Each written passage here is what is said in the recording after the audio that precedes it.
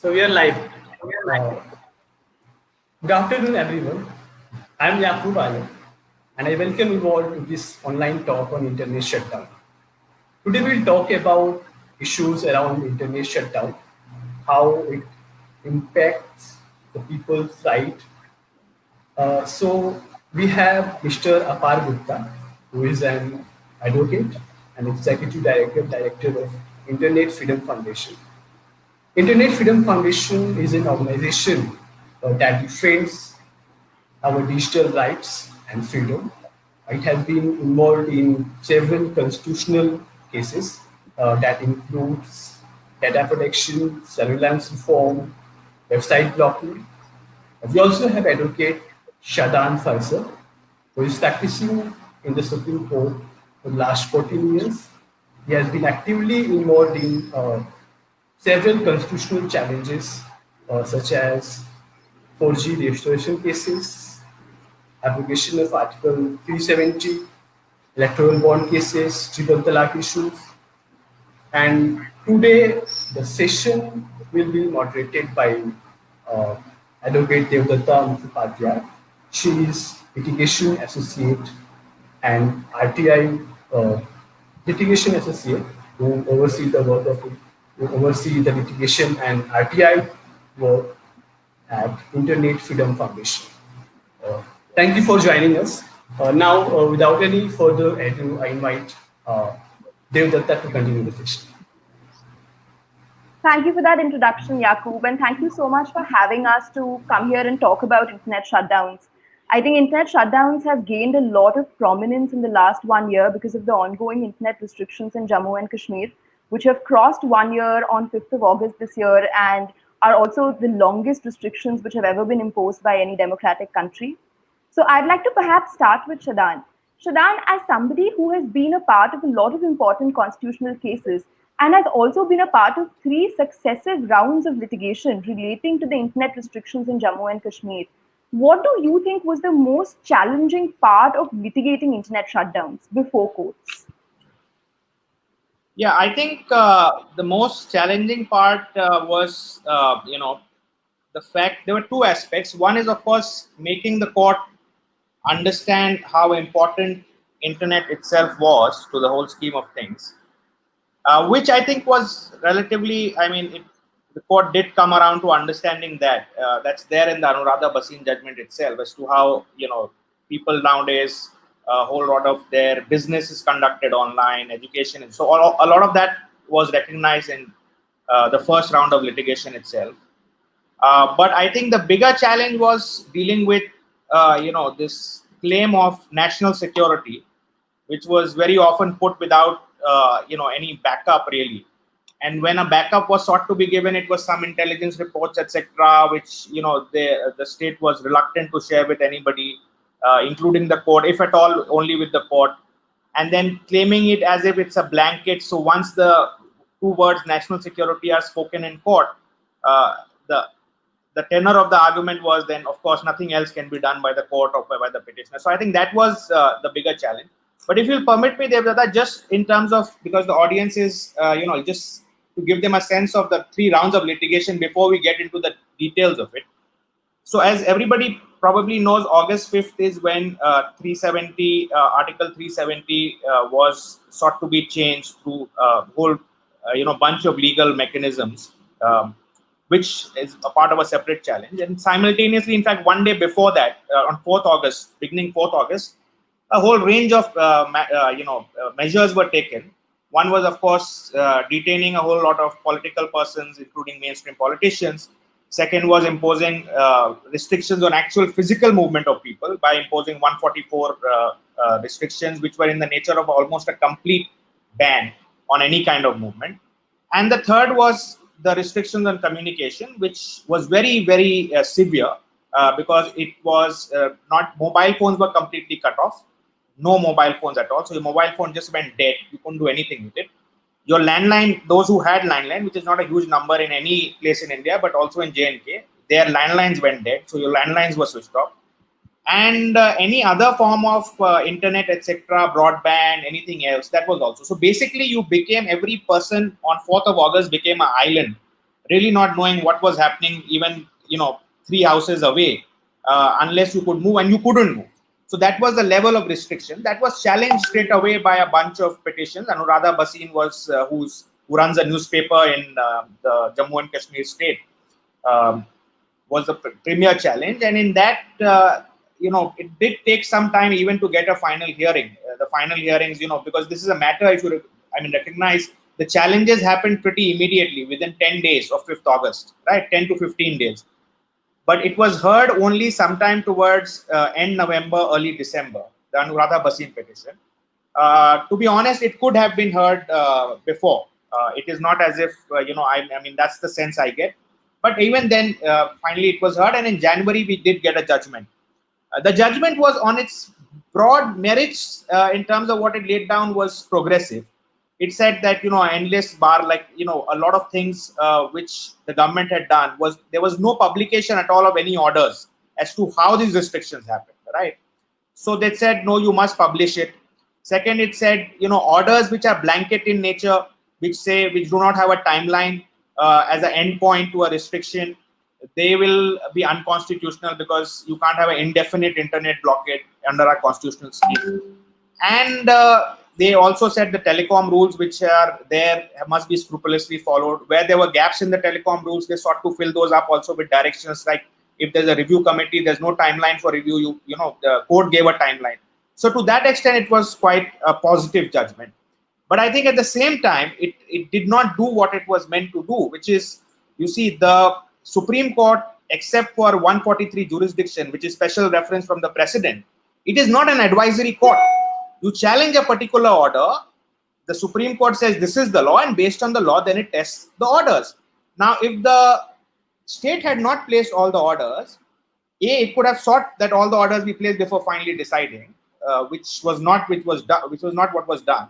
Or whatever orders were before the court, they could have been found to be illegal. So I think to that extent, the fact that even in Anuradha Bhasin, they actually didn't test the orders on the very law they had laid down and left it to the state, to the government authorities to then do it in accordance with the law as they had declared.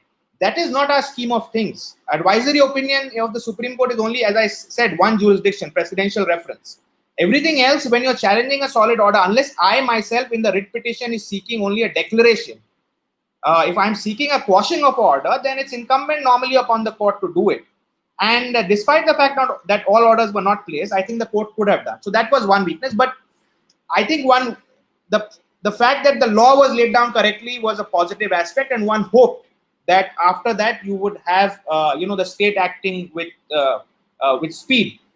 Despite that, that didn't happen. There were positives. The positives was that yes, mobile telephony, etc., was which was on the date of the judgment in Anuradha Bhasin in January only partial, was made more widespread. You had 2G internet access also thereafter. So that was, at least some kind of slow internet speed access. At least you had basic emails possibly could be sent. Obviously, no video or audio files, etc. So that was a win to that extent. But then the state did not do anything thereafter. They just seemed to have, done that and then nothing more. And one was hoping that something more will happen as months pass by. So then, of course, FMP, the second petition was filed sometime in May, etc., saying that, listen, this is something completely illegal. 19(1)(a) is being restricted. And there again, I think the arguments were pretty solidly in favor of the petitioners, but the court sort of could have given a finding, but the court chose to then constitute a committee over the existing committee, which is this national committee, saying national security is being averred, and therefore we will a state level committee cannot do this. Therefore, we'll have a national committee. Whereas then constitutionally, a state is a state, really speaking. And if 19(2) any of the grounds are being asserted under 19(2), a state as in a UT, is asserting national security, we can test it. As a court, it was open to the court to test it there and then. But they again chose not to. So it's again a very, to put it politely, a highly conservative approach on an issue like this. And they said we'll constitute this committee. So that committee was constituted by a court's order itself. Thereafter, then again we didn't hear anything about the committee. Did it? What was it doing? So after a few months, contempt was moved. And in that contempt, 4 days back, when it was pending, most of you would have seen that the Attorney General came with an affidavit which was filed a day before, and they said now on a trial basis we are doing it in 2 districts, one in Jammu, one in Kashmir, and then we'll take it forward depending on what the situation is. So, and as of yesterday, I think now there is an order in Udhampur and I think in Gandarbal in Kashmir and Udhampur in Jammu. The restoration of 4G begins today. So it's to that extent a good day today. At least 2 districts in the state will have 4G access, hopefully. But and the point really is that it has really been a bunch of really, I wouldn't even say half wins, quarter wins really, and even now we are not there yet because we don't know going forward how much time it will take for full restoration. And this national security argument, to just now finally finish my answer, very long answer to your very simple question, is that national security is something which the state has used with a lot of ease. And the fact that the court has chosen not to really examine, not just the fact that they're national security grounds or not. I can understand that the court can say, okay, I'll defer to the state intelligence or the police on that. But whether those grounds are sufficient for this kind of a restriction, that second aspect of the analysis. No, because if you can communicate through on a 2G phone on a WhatsApp, what is there to show that just because you can send an audio file, there's a higher risk? And that, despite, I think, we trying to impress upon the court on multiple occasions, that analysis the court really didn't get into. And so that was the biggest challenge.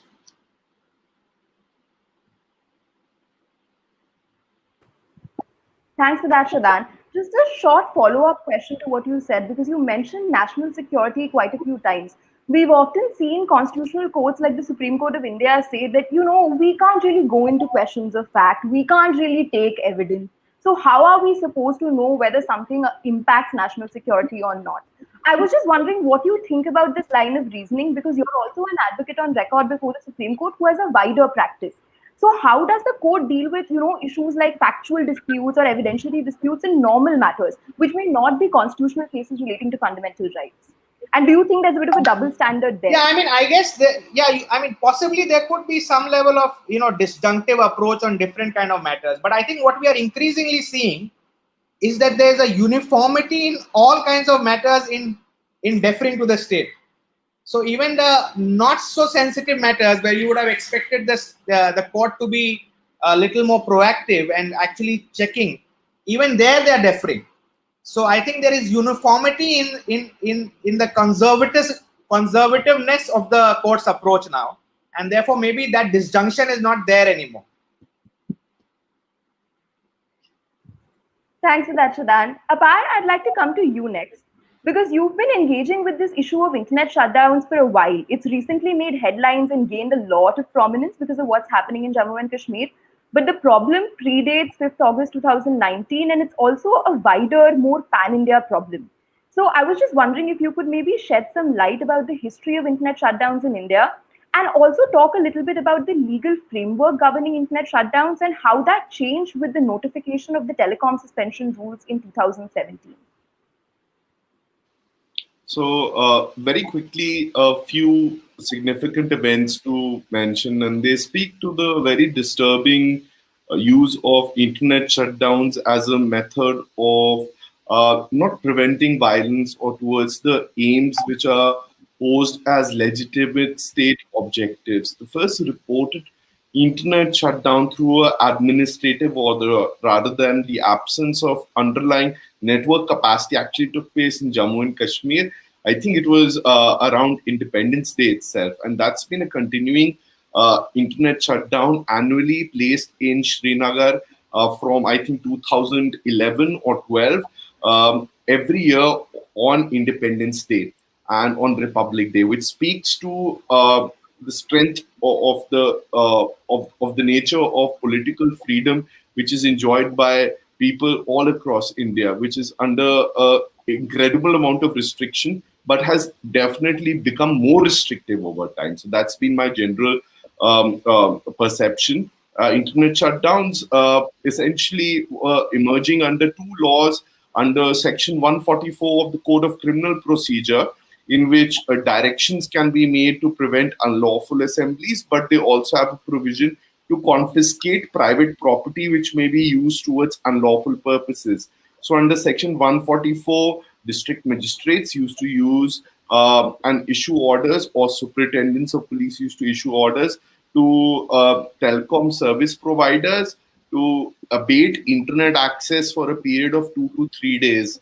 And we saw this a lot during the Patidar agitation in Gujarat, against which a public interest litigation was filed, and it was dismissed because the High Court reasoned that mobile-based internet access is distinct from wireline internet access, and if you just shut down mobile-based internet access through a shutdown order, it constitutes a lawful and proportionate restriction, because you can anyways access the internet through wireline, forgetting that there's a higher economic cost, and most people, as per the TRAI reports, utilize internet through mobile devices today.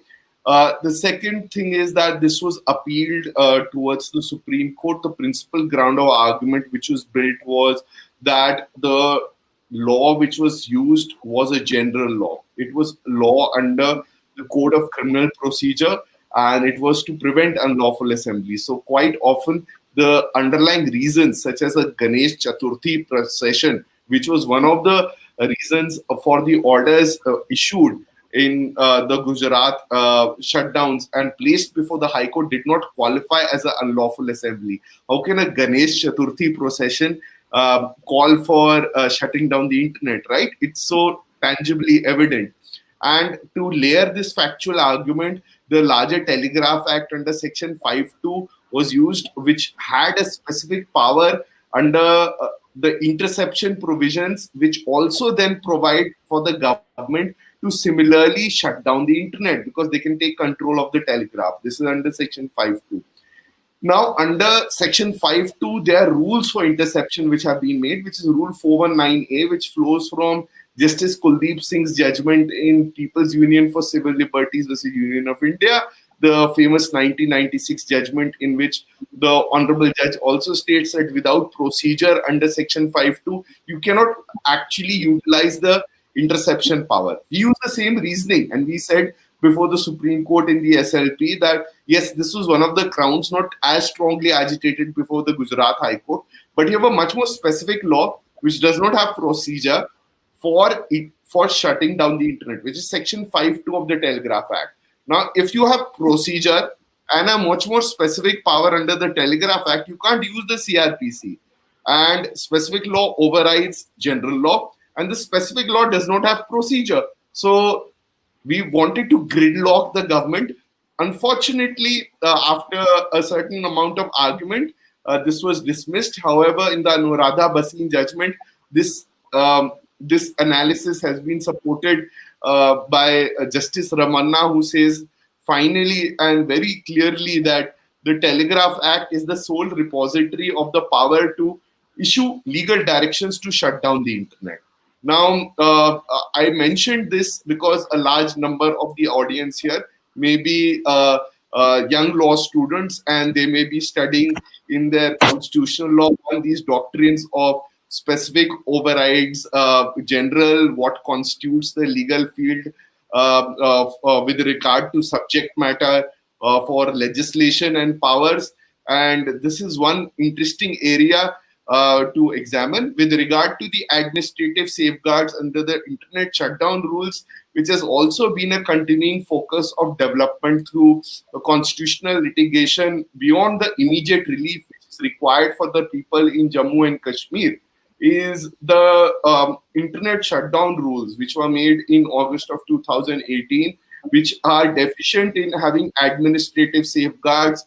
This has been analyzed by a scholar who teaches at the Jindal Law School, Mr. Nakul Nayak, and he's authored a working paper at the Internet Freedom Foundation. Certain parts of that analysis have been supported both in the Anuradha Bhasin judgment, much more specifically, but also with follow-through concern highlighted in the second round of litigation. And we hope that this is dehorse from the larger question of the proportionality of the use of internet shutdowns itself, which is a very separate topic.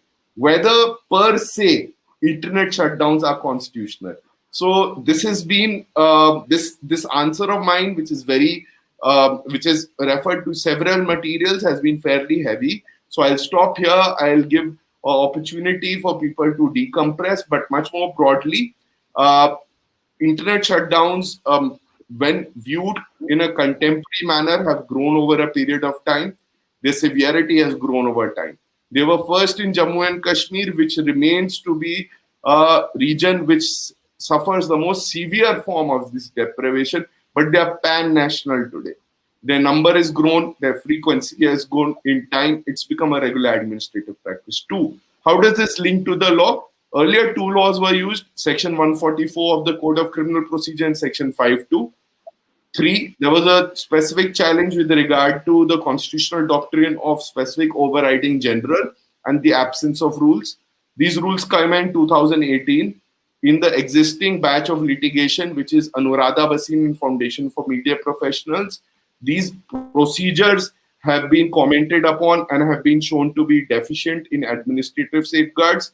But finally, all of this litigation sidesteps the wider question whether internet shutdowns per se are proportional and constitutionally consistent with our fundamental right to freedom of speech and expression.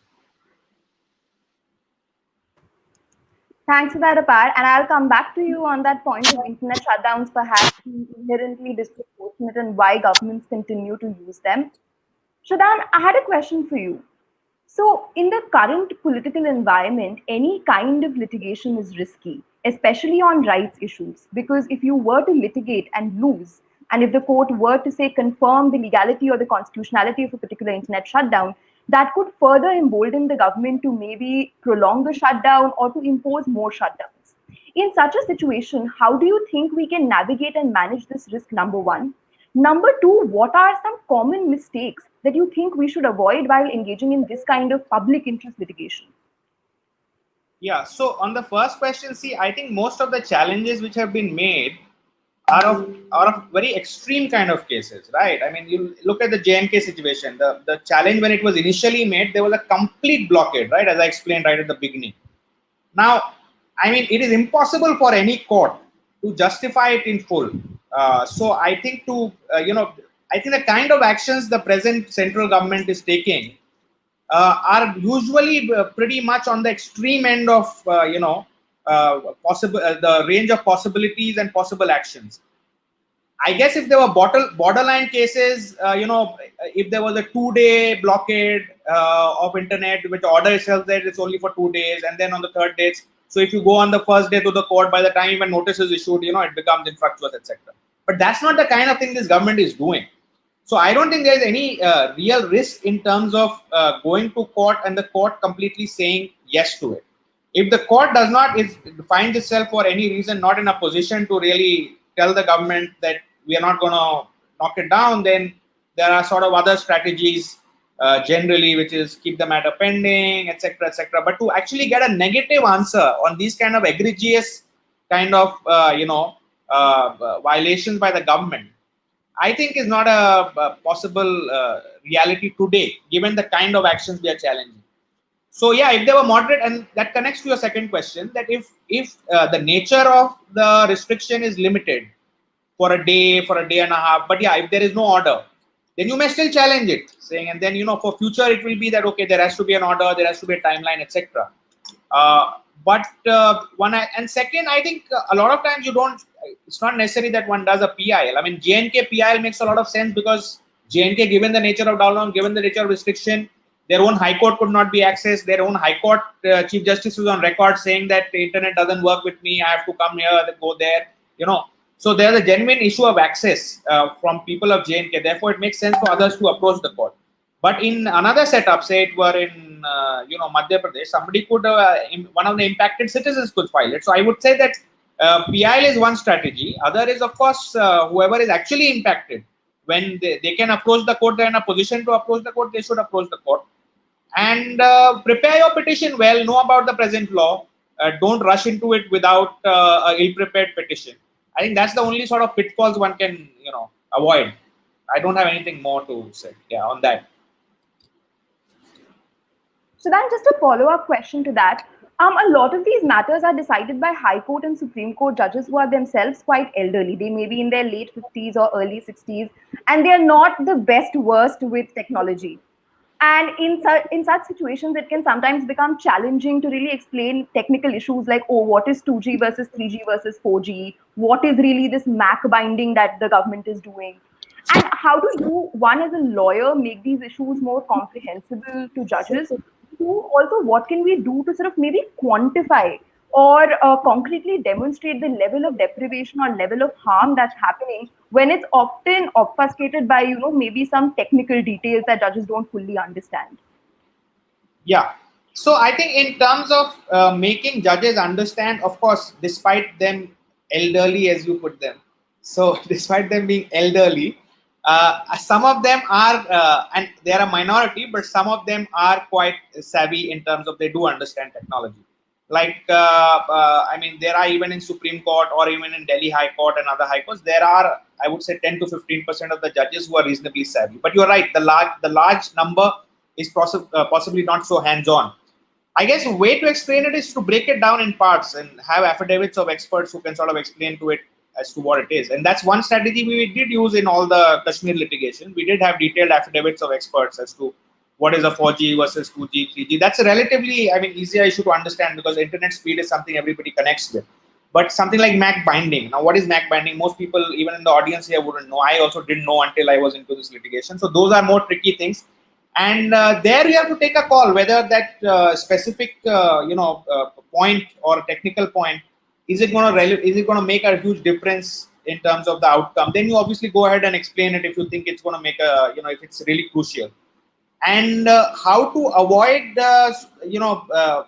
how to get the facts across. I think in terms of the impact, that the best way, which we again did in all the Kashmir matters, is actually have affidavits by people who are impacted, be it the doctors who are not able to give proper COVID treatment to their patients, or be it a businessman who's not able to. So we actually had affidavits. Now, once you have those kind of affidavits with details of why this is hindering their business, their profession, their access to education, their access to health, then it becomes very difficult for the court to ignore it. The state may poo-poo it and say, oh, everything is fine, and pass an order like they've been doing, that COVID treatment is not restricted. But once you have 10 affidavits of doctors from the state of J&K who are dealing with COVID patients who say that, listen, I'm not able to access a whole range of proper treatment guidelines or give better treatment, which I would if full internet access was there, then that makes a huge difference. So I think, and that's a general strategy for all litigation, especially public interest litigation, that go very well prepared on point of facts, so that the government's ability to rebut you by just by making some random point across the bar, which the government is very used to doing these days, is they just make some, oh, this is not relevant, this, that. I mean, you can immediately point to the court and say, listen, this is exactly what is contrary to what 10 people of who are directly impacted are saying, and then the court cannot possibly ignore it. So I think that's the best way to deal with it. Thanks for that, Shadan. Coming to you next, Apar. Internet shutdowns are often thought of as a free speech issue. It's very common to think that, oh, if people can't access the internet, that means, they can't express dissent on social media, or newspapers can't sort of express what they want to on social media. But the problem is actually much bigger than that. So I was just wondering what you think about this framing of internet access as a free speech issue, and what are some other fundamental rights which are also impacted by internet shutdowns? Firstly, I quite agree with the framing of fundamental rights complementarity. So there's been a recent trend, especially emerging from some independent, quote unquote, independent think tanks, which promote a reading of the Constitution in silos, where they like to promote a competing rights narrative in which one takes away from the other. But if we read precedent and as well as our own felt perception of the rights and the enjoyment, we all build onto each other, right? Let's take the fundamental right to freedom of speech and expression. And this is not a philosophical point. This is actually a real life example. So the fundamental right to freedom of speech and expression enables your fundamental right to assembly, right? Because if you can't tell another person that let's meet here and let's organize a protest, or having a much more rational basis to college fees or library fines, And if that's prevented, you can't assemble, and without assembly, you can't unionize. Without unionization, you can't collectively bargain. So speech is in several ways a foundational right. And internet shutdowns, in fact, impact all of them fairly severely. I also think that the framing for fundamental rights and freedom of speech and expression as internet shutdowns proceed is definitely beneficial, which can be complemented with some other distinctions which do appear independently, but have substantial complement. For instance, if you notice the early press freedom cases, they build both elements of trade and commerce as well as elements of fundamental rights. And this is in the three large press cases, which is Bennett and Coleman, Indian Express, Sakal newspapers, the Trinity as we would like to look at them. And they both use the restrictions on ad, on revenue, on property to very effectively state that if we do not have commerce which is attached to our function in terms of us being a publication, we cannot even satisfy our fundamental duty or function towards enlarging the fundamental right to freedom of speech and expression. If you look at the Anuradha Bhasin judgment itself, while the court does deal with how access to the internet may be a foundational right, it says that it links to 19(1)(a) and 19(1)(g), I think so, which is the fundamental right to trade and profession, which is bounded by Article 19(2) for 19(1)(a) and 19(5) for 19(1)(g). Okay, I may be wrong on the last one. Essentially, if one looks at it, the foundational came to right to internet access as an independent right has not yet been made. But for this, we can again go back to the Puttaswamy judgment, which is the judgment concerning the fundamental right to privacy and how the court has linked it to all the fundamental rights. And I think the internet may not link to all the fundamental rights, the full rainbow, but it may link to most of them. It may link to education. It may link to life by itself, given that the level of integration with digital society, digital technology, and Indian society is very, very close right now. So if you look at it, for instance, without the internet, you can't get biometric authentications, which is in practical reality a precondition to people availing rations, subsidies, and benefits. And without the internet, we cannot reconcile credit card and debit card transactions in real time, which would prevent traditional commerce for small and medium enterprises as well. And without the internet, we cannot, a person cannot carry on their livelihood because a lot of people are getting pushed into the gig economy, or people like us who participate in the knowledge economy. And without the internet, courts can't function in times of COVID. So it's also an access of justice issue. And I think one only needs to be creative to think about how many forms and types the internet connects with our daily lives, how it extends the functionality of our lived existence. So I think fundamental rights link very, very closely to the internet and digital technologies, and it will link to whole range of fundamental rights rather than just fundamental right to freedom of speech and expression. However, at the same point in time, the fundamental right to freedom of speech and expression remains a very important foundation on which a lot of other fundamental rights will build on, or if not build on, will juxtapose with it. Thanks for that, Apar. That was a very helpful framing. And I think it's also important for us to think about internet access as something that impacts multiple rights, because the threshold for different rights is again different. Whereas you can have reasonable restrictions on something like freedom of speech and expression, something like right to healthcare, maybe non-derogable even in a wartime context. So thank you so much for sort of clarifying all the different zones that internet access affects, Apar. Just a follow-up question. In India, large parts of the population still does not have access to the internet. And that's why internet access is often framed as a very elite concern. That, oh, if half of the country doesn't have access to 4G, then how is denial of 4G in Jammu and Kashmir suddenly a fundamental rights violation? How do you sort of reconcile that, seeming paradox, which may not necessarily be a paradox, but is presented as such? So, firstly, this kind of framing displays not only a lack of intellectual integrity, but also a lack of knowledge of basic logical construction, because it's a race to the bottom. You're essentially arguing with the objective that because half of the country does not have internet access, it justifies deprivation for the other half of the country. Thereby, the outcome of this argument is that it's okay for nobody to have it, rather than the other way around where everyone should have it. So the framing itself is a bit incorrect.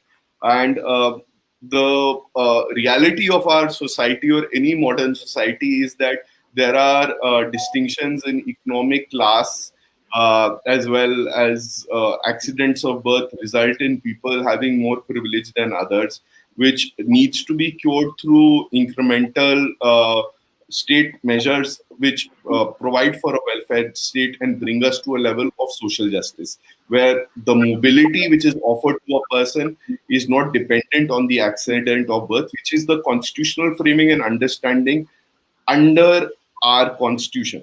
Now, the thing is that when we look at internet access and how it's being deprived primarily to mobile internet based users, not to users like you and me who have wireline internet access. And mobile internet access is deprivation is usually on the people who are poor, usually on the people who ply trades which are based on the gig economy, usually on the people who do not have more expensive setups or physical spaces for having laptops and wired line connections.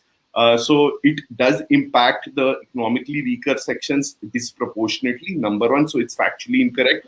Number two, if the government's power to deprive the internet is permitted to a very high degree, then it again incrementally impacts people who do not have financial reserves in a much greater way. We've already seen that in regions of Jammu and Kashmir. And finally, the reason why the internet has not been provided to a large amount of people across India is not only because there has been a focus on internet shutdowns, but historically, if one looks at it, we face this argument even in net neutrality, where about 40,000 villages just did not have underlying infrastructure for network connectivity. It is because the USFO fund and the BharatNet initiatives and the various deployments under it to provide fiber internet to Gram Panchayats has not been taken up in mission mode. And thankfully, some of that work is being done by the union government now. But I think it requires more work to be done. It requires greater support to be done. This is not a race to the bottom where because one section of the population does not have it, it legitimizes deprivation from another. Because internet shutdowns today impact everyone. We have demonstrated through work, through trackers. It is imposed in West Bengal, in Rajasthan, in Maharashtra, in Delhi for 3 hours. But that may be a sign of things to come. But it will impact all of us. So it is a common national problem, and I think we all need to unite together as Indians rather than become divisible.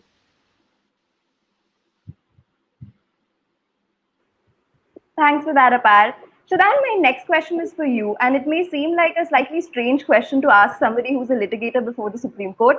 But do you think in our advocacy around internet shutdowns and a lot of these issues in general, do we focus too much on the Supreme Court of India?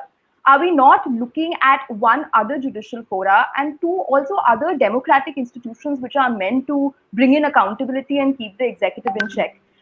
Just to give you some context about why I'm asking this question, it's because we've been hearing about judgments from other courts across the world which have found internet shutdowns to be unlawful and even asked governments to pay damages. But these judgments are very interestingly coming out of possibly trial courts. So, what are your thoughts on this? Do you think there's too much focus on one court and we're not sort of using a broader range of advocacy options that are available to us? Yeah, so I think that's true for not just internet shutdowns, but for all advocacy. I think over reliance on courts, especially when they don't seem to be particularly acting in a very proactive manner, may not be a great. So there are two parts to the question. One is over reliance on courts, and then what kind of courts.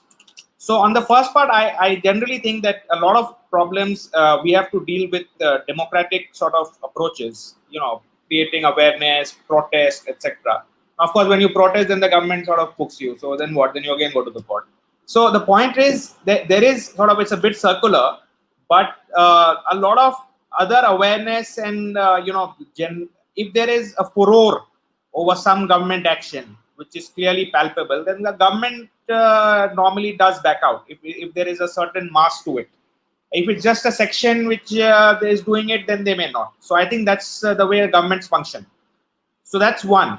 Now within the courts, I think there is clearly a problem in terms of we are over relying on PI litigation, on Supreme Court certainly, and I think it's important to approach. That's why I said even in a normal writ jurisdiction, in a normal go to a high court, and you can even go to a trial court. Now, of course, the trial court, the way the trial courts function is you will have a reasonably clean case, but in terms of getting a 39-12 kind of order right up front, because if you're looking for immediately, that's not happening. So that's more advisable if some wrong has happened to you at a large scale. Say, for instance, Facebook has breached your privacy data, then it's a great thing to sue them properly in a good civil court and follow it up for 2-3 years and then get a decree, right? So there it makes more sense. So, but I would definitely think that even for urgent relief matters, high court should be used more. There should be a push on the high courts as well. And you do have a varied, a bunch of judges all across India. So I think it makes sense to, approach where the problem happens. And we have not, I don't think I've been seeing, there's definitely too much of Supreme Court happening. So I think we need to reduce that and approach high courts where we can. Thanks for that, Shadan. Just a note for the audience, if you have any questions that you would like to ask the speakers, please post them in the chat box and I will ask them right after this. We'll soon get to the audience Q&A section. Apart, sort of a similar question for you, more in terms maybe specifically about what other democratic institutions can we use to reform this internet shutdown process and maybe, broader legal or policy reform. What are some of those asks that we can make and which institutions should be making these asks to? Dev, if you feel comfortable, I would like you to take that question because I want to know a bit from you also how you perceive litigation 1 year on, and it would exclude the biases which people may carry having litigated for some time. It may give us some, better perspective. Yeah, sure. So something that I found very interesting is that if you read the Anuradha Bhasin judgment, in the judgment, the court notes that there are several gaps in the telecom suspension rules which need to be looked at by the legislature. And after the court made this observation, the Minister of State for Ministry of Communications also stated in the Rajya Sabha that the government intends to review the telecom suspension rules and conduct a stakeholder consultation. And that's when we realized that at IFF, and I'm largely talking about my experience working at IFF on this issue, and that's when we realized that assurances which are made by government ministers in parliament actually have to be fulfilled within a period of 3 months. And we realized that we could activate the parliament as an institution to also look at this issue. Because if you can get the underlying legal framework changed, you can sort of prevent a lot of these prolonged and arbitrary internet shutdowns from being imposed in the first place. So that's one institution we've been looking at. We've also been trying to activate, the general public around this issue because as Apar mentioned, it is really a broad-based issue. It may be the most severe in Jammu and Kashmir. But I mean, we've also seen internet shutdowns happen for the first time in the national capital in December of last year for a couple of hours. So, I mean, that was a real eye-opener, I think, for me and a lot of other people. So, yeah, so I have now answered my own question. I think we can maybe move on to some of the audience questions now. Yeah, so Shivangi has asked us what we think about the review committee that is mandated to do periodic review. And how can we expect transparency in functioning of the review committee and other authorities under the telegraph rules? To just sort of add to this question, do you think there is in general also an over reliance on administrative review? And is it slowly now becoming a substitute for judicial review? Shadan, if you would like to start, and Yeah. then maybe a. So I mean, my sense is, see, let's be honest. In my experience as a lawyer, all review committees are a farce. Let's not mince any words. All of them are a farce. Be it a TADA review committee for checking if TADA offences are there. They are all a farce. The only purpose they do is whatever the government has already done. Since they have some more senior government officials, they stamp approve it. There is normally no application of mind, and therefore this whole concept of a review committee being actually a check has been turned into a complete farce. And not just in the context of telecom rules. I can say it with some level of confidence across the board in whatever the statute where such committees are there. That's point one. Now, for instance, in this case, let's look at the review committee orders have not been published in Kashmir. The review committee order, that's the point of dispute which was happening on the last date, that the government was saying that we have published review committee, whereas the petitioners were saying that they have, only the original orders are there. Now, if the review committee is not even in the public domain, you pass a order or whether you not and keep it in your pocket. I mean, what good is that, right? So I really think the whole concept of review committee as a check is useless. Really speaking, whatever the order, that should be tested by courts and judicial review, and the court should test it fast and on the right principle. That's the only way we can get some limit and check on the state. Otherwise, this review committee, I'm sorry, nothing there. Apar, if you would like to go next.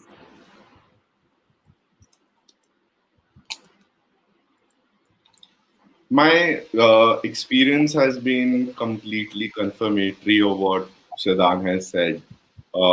Even though there was one good outcome, but I look at film censorship and how does the FCAT work, and it's essentially a confirmatory body to make sure and to negotiate with filmmakers that whatever cuts have been suggested and censorship practices have been suggested by the examining committee are confirmed. So the K.A. Abbas case, actually, which stated that a review committee, even presided by a former judge, may be a good safeguard. In my view, is no safeguard. It's more time, it's more lawyering, it's bad outcomes. So I really do think that what we do need is a stronger institutional focus of judicial review. I think we're joined in this sentiment even by Mr. Rohtgi, Mr. Who else? I think somebody who's written a lot about how tribunalization actually hurts administration of justice is Mr. Dattar also. And I think review committees are those half creatures which are neither a tribunal, neither the executive, and I don't know how they conduct themselves. It's fairly discretionary. And when the rule of law itself is in grave question, its institutional strength is come under question. We just need to look at the last week of coverage with respect to our institutions which administer it. It's fairly obvious there, the top ones. We can think about what happens to smaller widgets in this larger hierarchy, right? So I would just say that review committees by itself may not be the best safeguards in my view against especially cases of deprivation of human rights or impact on fundamental rights. There's another question by Aniket which says, government has stated before courts that internet shutdowns help combat militancy. And can this stand that has been taken by the government on security really justify a restriction on internet access? So maybe this time, Apar, we'll start with you. What do you think about this, tenuous link that's being drawn between internet shutdowns and violence and militancy? And are internet shutdowns really effective at preventing violence? So I think there are studies, localized studies in India, which have shown that internet shutdowns actually do not prevent violence. And anyways, there's a substantial precedent from the Supreme Court that disproportionate deprivation of free speech curbs both legal and illegal forms of speech, which by itself shows a failure of law and order. And failure of law and order is not an adequate justification for restriction of fundamental rights. Now, all these high principles, of course, are not applied in uh, actual realization of internet of any fundamental rights. But there's a very weak link between internet shutdowns and prevention of violence, and we've seen it in the Kashmir case. Maybe Shadan can speak more towards it. Yeah, I mean, my sense is that I don't think internet shutdown is helping terrorism.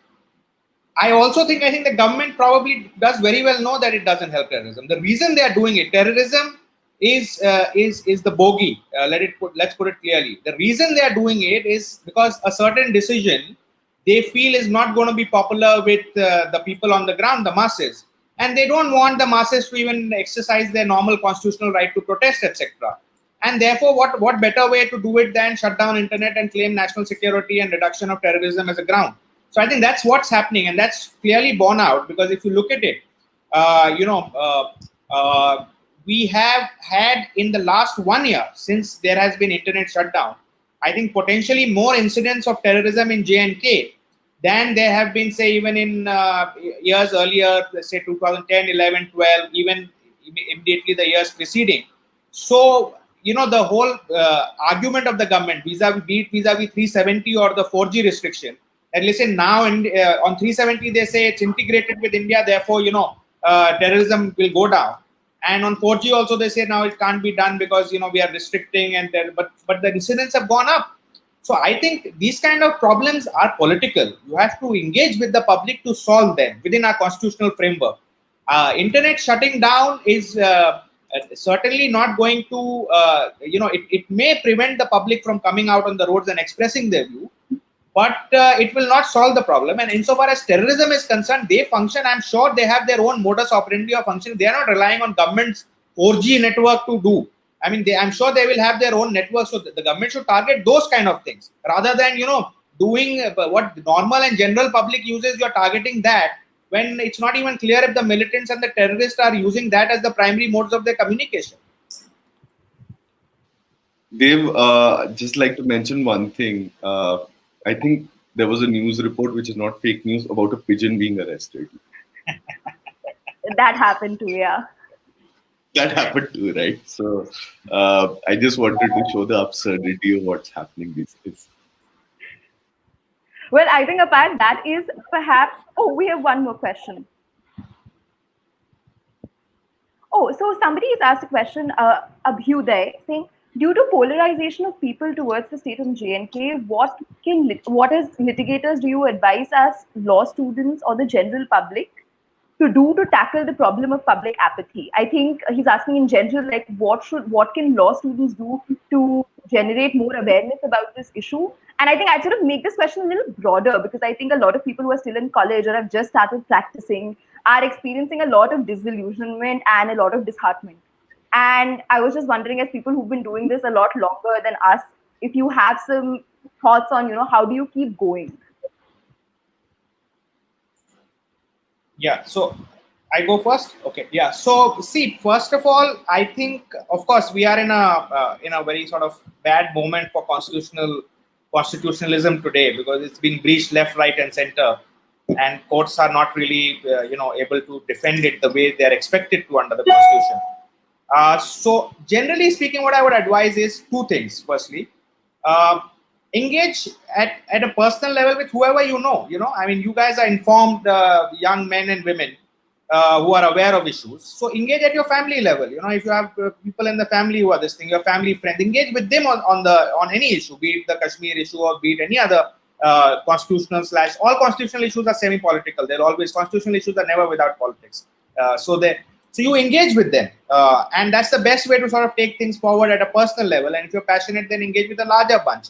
Organize meetings, do things like that, discuss. That's the best way to change the mindset. As far as the present state being disappointing and therefore discouraging for young people who are sort of entering the legal education system today, I mean, yes, this is a phase. So I have no doubt that it's a bad phase, but I also have equally no doubt that it's a phase which will go away. Maybe not immediately in the next year or two, but it's a phase which will eventually pass out. So hopefully by the time any of you are me or Apar's age, you will have a more credible legal system to actually litigate in.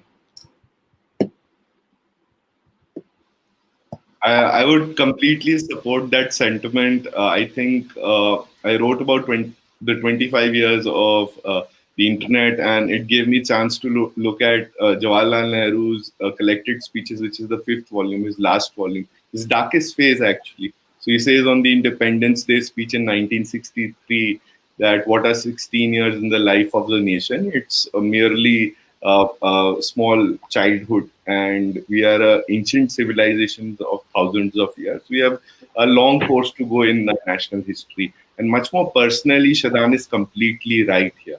I think you will have a longer life in a better country than me and Shadan, purely on life expectancy basis. Okay, so look at it as as a really bad phase, but the movie gets better later. Yeah, and just one addition. I think since you are all law students, see, even historically, Supreme Court, I think when you're reading judgments, please see one thing. One thing is what the Supreme Court says, and one thing is what it does. So please always, even historically, although we are through a very much worse phase even by any standards, Supreme Court says a lot of great things. But if you look at the judgments closely, and if at the end of the judgment you don't see a relief for the party whose fundamental right or civil liberty has been breached, you will realize, and there are a lot of those cases. So I think as younger generation, you guys in your constitutional studies should really take very important, this should be a mantra. Did the relief come at the end of the judgment, or was it just some great words and nothing was done? And any judgment, right from the biggest judgment which you have heard of, which set out great principles, be it Keshananda Bharati or Menka Gandhi, do also see what was the end result in the last three paras. That will tell you what exactly was the court actually doing. And so you will realize that, maybe we have overemphasized the role of courts sometimes and how good we were, although we are not even where we were. So I think keep that in mind as well as constitutional law students. Thank you for that, Shadan. I think on that note, we're also out of time today. So I have thoroughly enjoyed moderating this session and I've learned a lot. And I hope those watching in the audience have too. I'll just hand it over back to Yaqub now.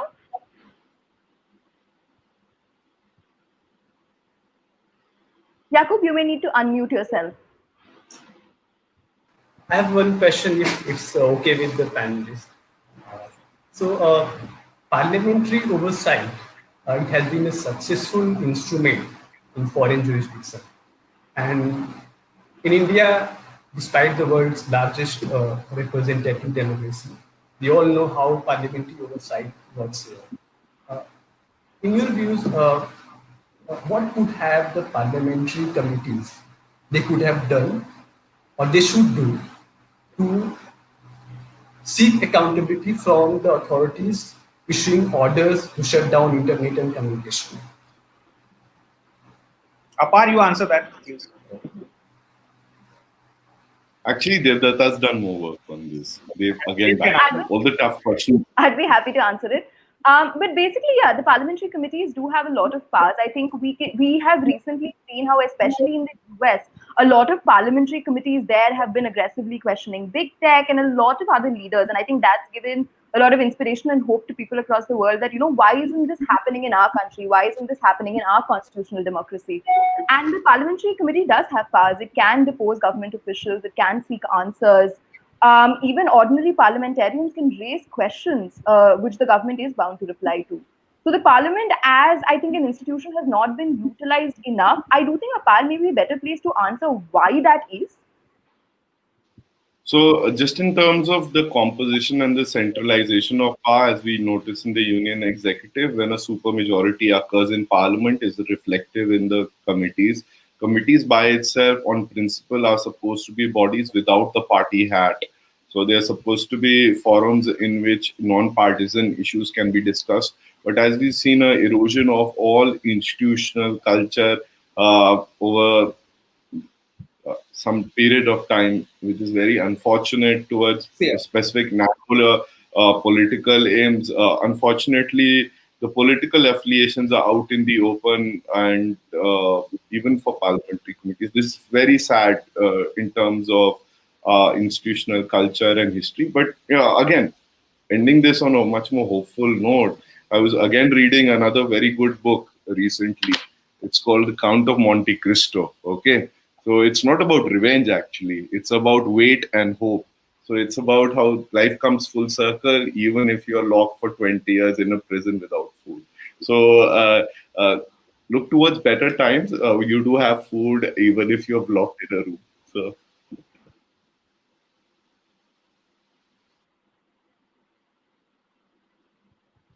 Can I just come in on that? Just one point, slight small point.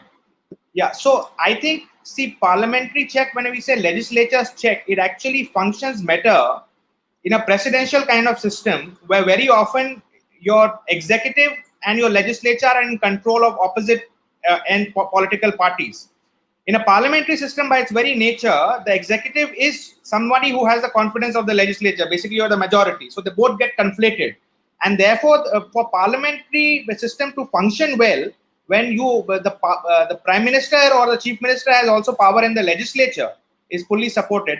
In the context further, where we have 10 schedule and you can't vote against your own party, with that, then the parliamentary check really gets very, very restricted with those limitations. So I think those are the issues we have to also consider when we are comparing, especially to the US, where this is legislative control is most aggressive. I think we have very different systems itself.